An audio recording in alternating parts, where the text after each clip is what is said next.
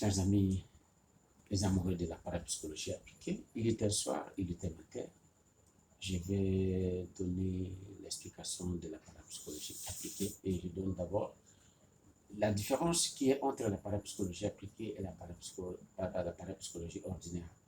La parapsychologie ordinaire, c'est ce qu'on apprend dans des écoles, dans des universités, dans quelques branches des universités, et cela, ça a commencé comment?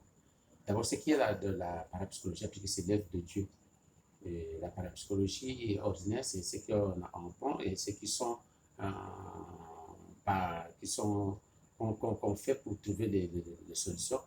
Il faut qu'on applique les objets télépathiques et tous ceux qui sont dans l'œuvre de la science. C'est ça que nous surnommons la parapsychologie ordinaire. Et cela a commencé comment?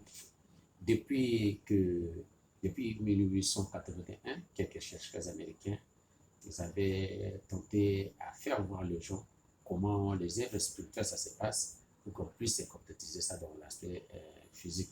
Par là on trouve quelques branches de la parapsychologie appliquée dans quelques branches des universitaires. Mais notre parapsychologie appliquée est immatérielle. C'est plutôt par des corps transfiables qui sont transformés en laboratoire et qu'on appelle les causes par la puissance du verbe. Et c'est là que nous trouvons beaucoup de clauses sur l'aspect de la parapsychologie appliquée. Notre parapsychologie appliquée est à la recherche des phénomènes psychiques non élucidés à la science. Donc, il ne faut pas confondre la parapsychologie appliquée qui est liée dans la science et notre parapsychologie appliquée qui est immatérielle. Et c'est ce qu'on apprend dans la parapsychologie. Tout le monde qui apprend la parapsychologie appliquée, c'est l'œuvre de Dieu, c'est gratuitement. Il faut rester toujours dans les principes et les lois de la pureté, les principes et les lois de les principes de la pureté et les principes de la sainteté, y compris le 10 commandements, l'application de tout cela, et surtout le premier commandement. J'avais parlé à la fois passée aux profondeurs compte tenu sur la NASA, l'agence américaine, par rapport à ce qu'ils sont en train de tenter pour aller dans la planète Lune. La majorité des planètes sont toujours à la soumission des hommes.